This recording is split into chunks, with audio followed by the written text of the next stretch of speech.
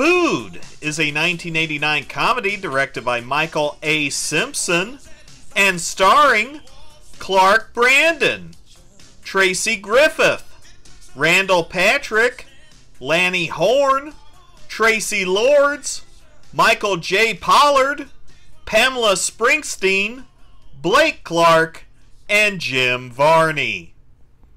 The film opens at a fast food joint. It's a good thing this Scooter is here so that his dignity is completely destroyed. It's a frat party, and this is some of the shittiest party music I have ever heard. We don't wait till Monday. We will sail on the moon. We will hide from the stars. There's some assault, and who invited their dad? Here's an illegal gambling operation. Augie brings a girl to his room, and it's time to rip off some Thai web action.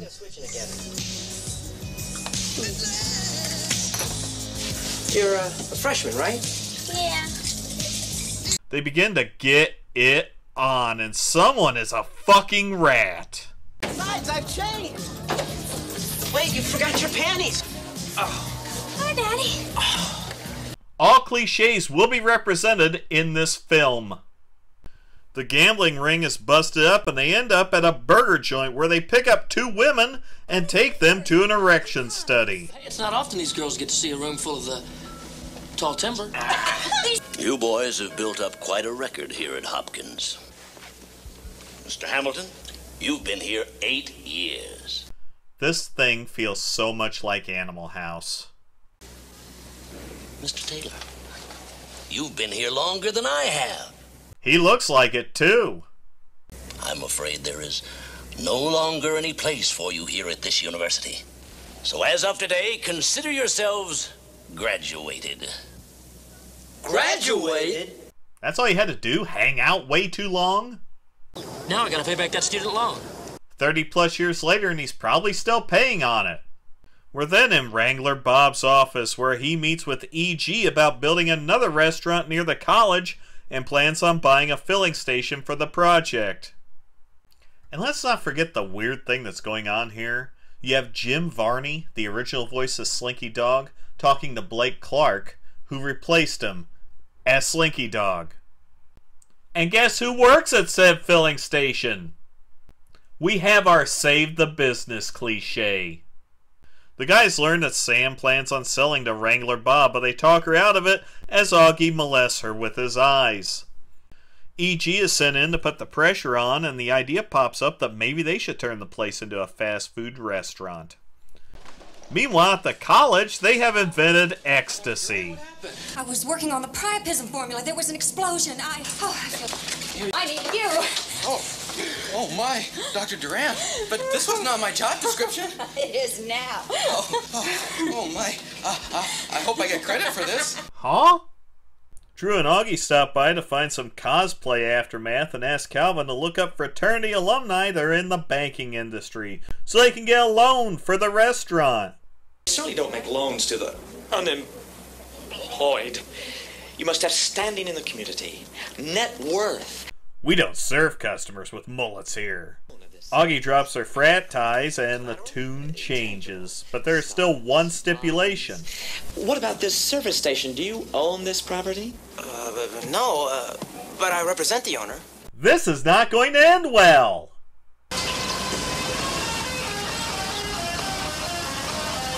You know these two?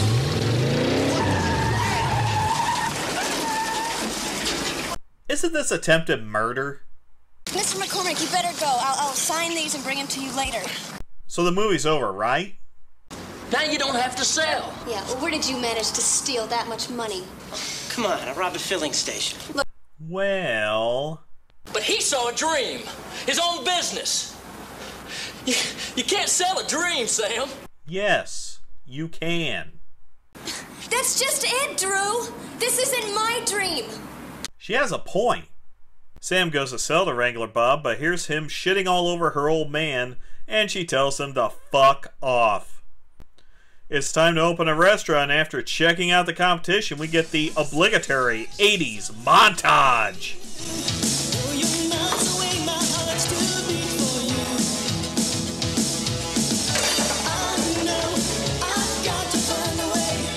gratuitous topless scene.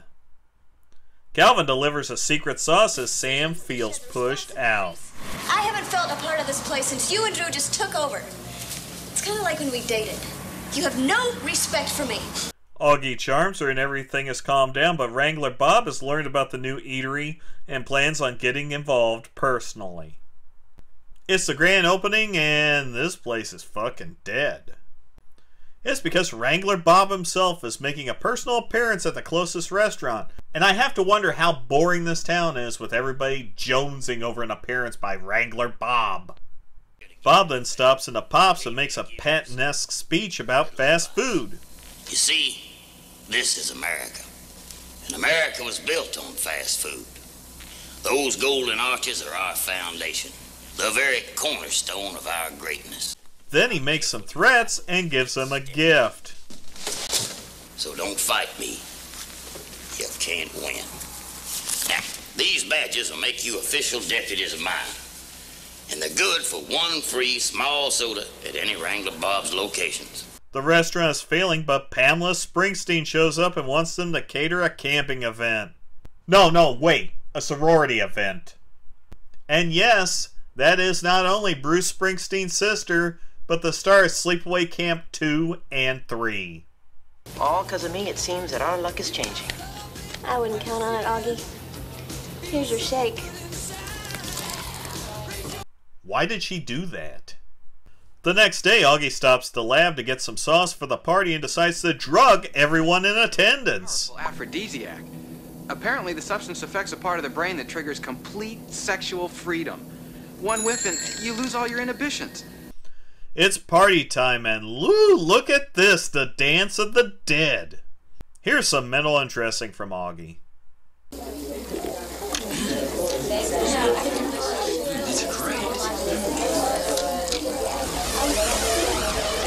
Everyone chows down and then the atmosphere makes a complete 180.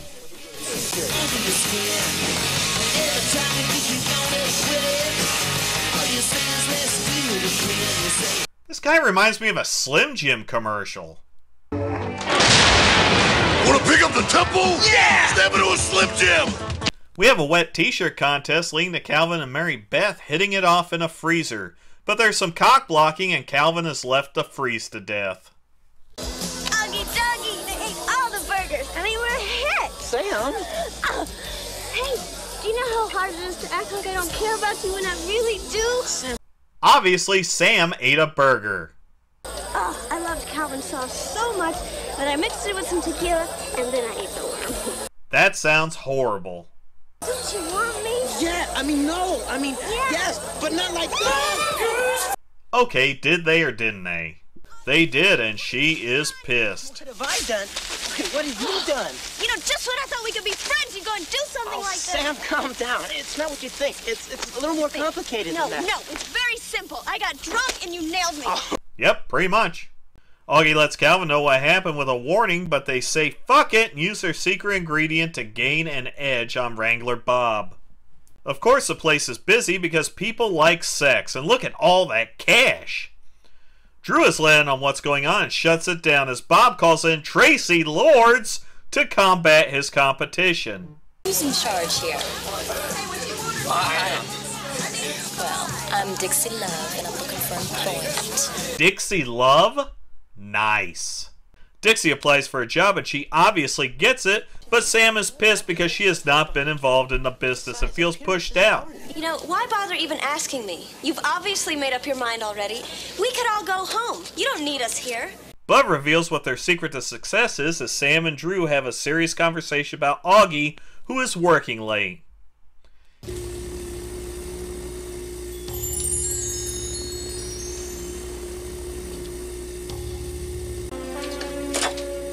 Dixie.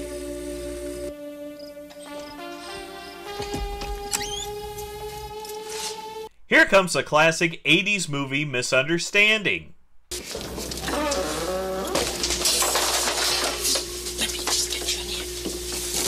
What's with this movie and putting people in freezers? I think maybe I've been wrong about you. Well, that's fine. Look, I was just leaving. Can I walk you out? Yeah. So beautiful. What was that? And there it is. None of that matters because Bob calls the FDA and Pops is raided and closed. We have evidence implicating you and your associates in a conspiracy to lace food sold to the public with drugs. Drugs? Oh, there's gotta be a mistake. No, that's true. Augie arrives at the perfect time. What do you know about drugs in our sauce? Drugs? I can... I know, you can explain, but I don't want to hear it. You can't do anything, honestly, can you? You just don't know how. You know these guys are getting together at the end, but the fact that the only time Sam actually likes Augie is when she's drugged tells me this relationship isn't going to go very far. Remember when we got the loan from the bank? Well, they weren't going to give us some money unless we signed over the service station property as collateral. I didn't know Sam did that. Neither does she. I signed her name on the documents. You're on a fucking roll today, pal. Then Drew dumps his ass as well. Augie then attempts to solve his problems with a bunch of books and fast food. This is stalking. It's the day of the hearing, and why is Wrangler Bob here? Look, what is Wrangler Bob doing here? See, it's an honest question. Kevin McCarthy! The trial starts and our judge is firm but fair. All right, honey. Lay it there. Take a chair. Augie shows up, of course, and takes all the heat for the sauce, apologizing even though he doesn't know that Wrangler Bob informed her about the bank loan outside. Dr. Durant gets called to the stand and reveals that everything in the sauce is natural, while she busts Bob for using synthetic shit. Case dismissed. That's it? The prosecution called no witnesses? I don't know, it's almost over. Bob makes an attempt to steal the sauce, but it's foiled.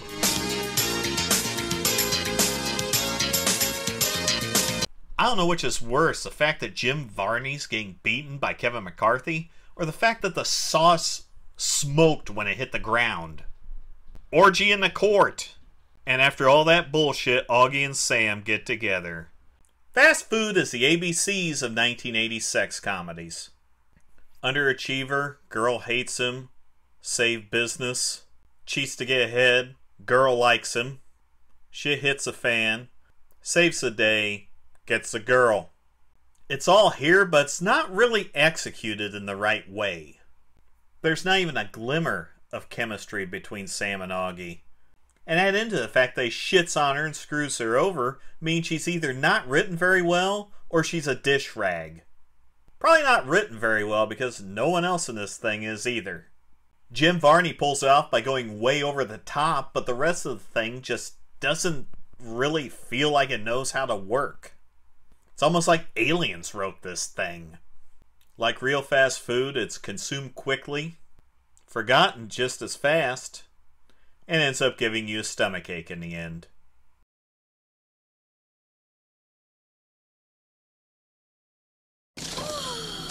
Hey, Wow. this is better than Chippendales.